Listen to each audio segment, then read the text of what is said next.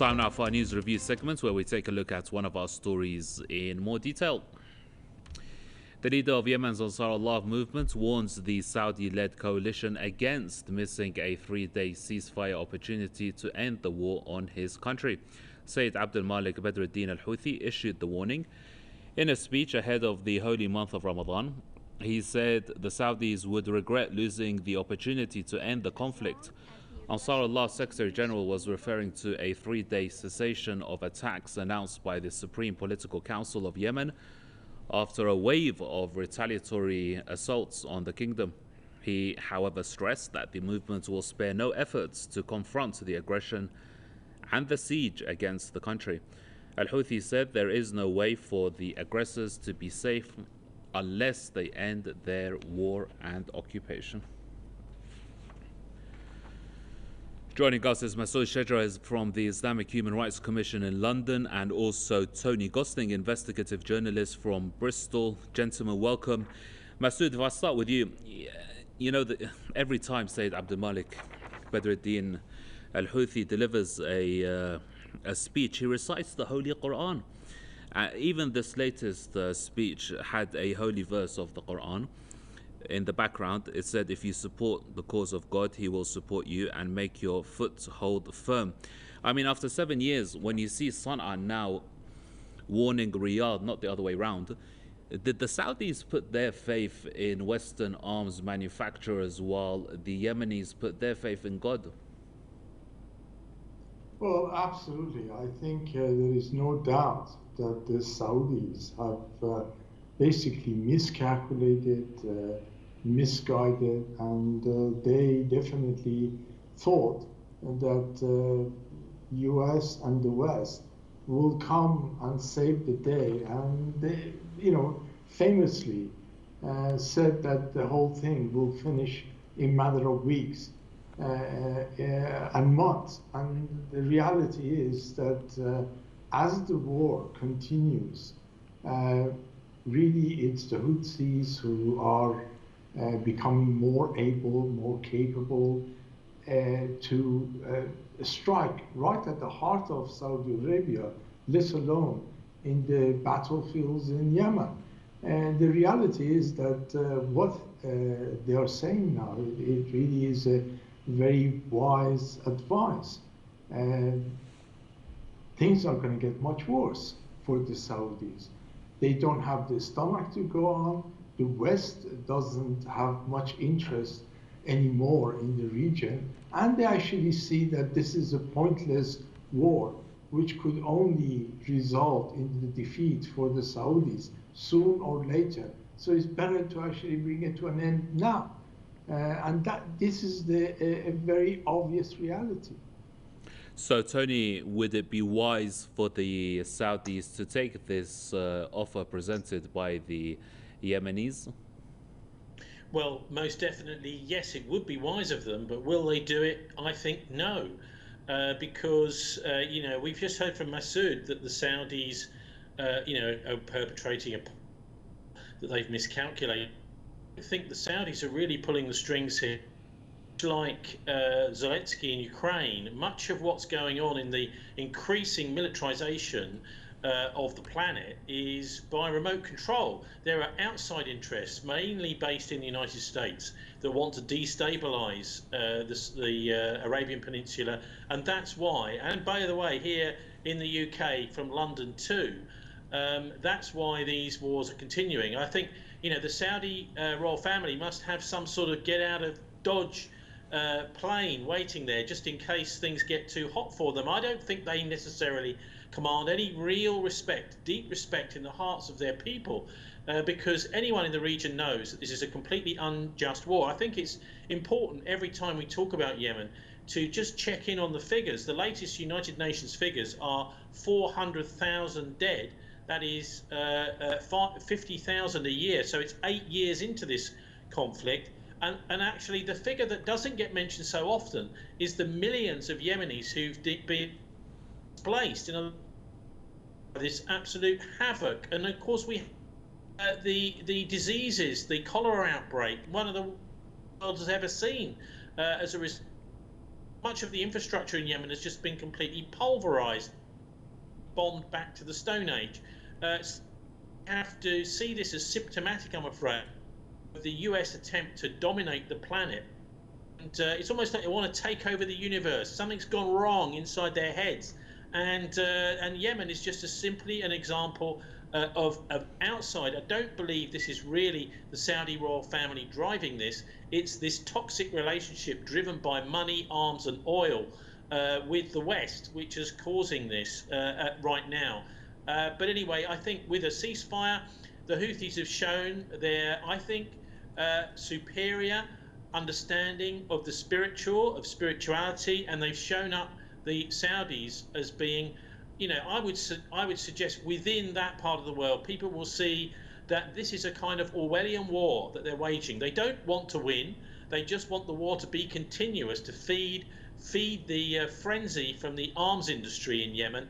And, you know, I find it very frustrating to see Ukraine on the TV here in the West, day after day after day, when actually the figures of devastation, both of the public in Yemen and also of these UNESCO World Heritage Sites smashed to pieces in the poorest country in the Middle East. It hardly features on our news at all. Right, gentlemen, bear with me just for a minute or two while we take a look at the latest social media reactions to this developing story.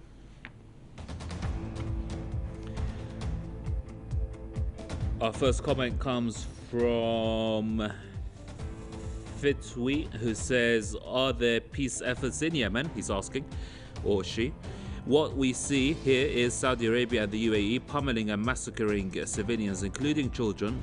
Also, the deliberate mass starvation of Yemenis. Looks like Sweden is no longer the leading advocate of human rights. Mir says Saudi Arabia lost its credibility, wealth and now security in the war of Yemen. It killed its neighbors too, but it's a dead-end road. The wisest option in a dead-end situation is to turn back, not to insist on the wrong path. If Saudi Arabia opted to go for peace, all in the region should help. Ali says Yemeni people who want peace and reality through the unconditional stoppage of aggression and war and the immediate lift of blockade are being exposed to the foreign policy of the new American. And Abu Kazim says if Saudi Arabia really wants peace, it must stop its criminal aggression against the Yemeni people. It must lift the siege on Yemen, allow the detained ships to cross and stop its interference in the affairs of Yemen and Yemenis. Tony, just getting back to an earlier point, how many more retaliatory attacks on can Saudi Aramco suffer? Well, I think that they will be few because they have such vast wealth, which has come from the oil being supplied to the West, that the Saudis seem to have a suck it up, is to say, well, we can take a few scratches, but this, but I mean, to be quite honest, I think the main activity that the Yemenis should really be doing is to try and control their own skies by whatever means, because the Saudis have been doing airstrikes continuously, recent ones, but certainly most damage has been caused in this really cowardly fashion by dropping bombs from very high up, so you're not actually engaging, you're just using this high-tech, much of it British, by the way, military technology in aircraft and in the munitions that they drop, also many of them British.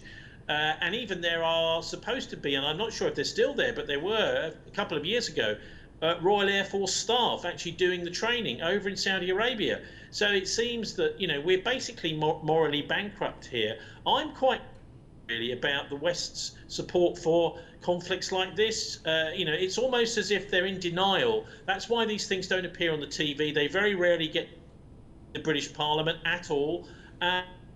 So the that's being caused in those parts of the world, and of course the destruction of the British reputation around the world is listened to and seen and felt in many other parts of the world, but not in Britain. It's I think a bit of a disorder that we've got to sort out. We're in denial about the fact that we are involved in making the world a much worse place, and many more parts of the world are waking up to that fact. And the Saudis have got really very little moral high ground. All they've got is the TV, you know, the media, to try and give them cover after executing just a couple of weeks ago 51 people for what? For deviant beliefs. Well, this is a medieval thing. People can pretty much believe most things that they want. I mean, a crime is something that where you've acted in the wrong way. Just to have a belief that the Saudis are treating their own population, they're trying to keep their own population in fear, and governments like that, regimes like that, monarchies like that, and by the way, Britain is a monarchy, they never end well. Right, Masood, when you place a country under blockade for 7 years, it really reminds me of Iran when it was attacked by Saddam, the former Iraqi regime, for 8 years. Naturally, those countries under blockade, under siege, they would create indigenous weapons. In this case, being missiles and drones. In the case of Yemen, these are civilizations that stretch back to 3,000 years, more than 3,000 years, not 100 or 200 years. In the case of Saudi Arabia, why does this shock the Saudis, or why do they claim to be shocked and label accusations that these weapons are coming from, for example, Iran or Hezbollah? Well, first of all, the blockade is not just for weapons. The blockade is for food, for medicine. Yemen is starving. This is not me sitting here saying it as a representative of a human rights organization. This is UN. This is the all international community. It's very clear that there is a catastrophe. People are starving. They're not able to have basic medicine at a time of Corona. And, this is far, far beyond sort of blockade of weapons or certain technical aspect. And indeed, under the international law, to blockade and create sort of famine and create the starvation is war crime. This war crime is being committed by the Saudis, by the Emiratis, by Britain and United States and all Western allies which are helping. Incidentally, yes, there are personnel, army personnel, both from United States and Britain, who are actually organizing and controlling and commanding the operation, including airstrike. This has been already admitted. This sort of level of abuses, which is being ignored, and it's not just sort of a spin of the Saudi media. BBC is doing this. BBC is ignoring the reality of the role of Britain and the West in this war crime, in this massacre of innocent people. And unfortunately, I think what we are seeing, this is going to continue. Right. Masood, I've only got a minute or two left, and I have discussed with you before in depth about the mass starvation of people and how Saudis have, according to the United Nations and human rights reports, used it as a weapon of war against the Yemeni people. But in this case, regarding the retaliatory attacks, they're being conducted by Yemeni, indigenous Yemeni weapons that the Yemenis have produced. Do you want to touch on that? Absolutely. Yeah, absolutely. I mean, this is the sort of what happens, that when the duration of war continues, people who have got nothing else to do except relying on their own ability to defend themselves, come up with ideas, come up with weapons to be able to defend themselves. And this is just the beginning. And what the Houthis are saying very clearly now, that unless Saudi Arabia and the West stops this onslaught, then they are going to get much tougher and they're going to have to pay much greater much greater aspect is it's going to get much tougher for the Saudis and their allies.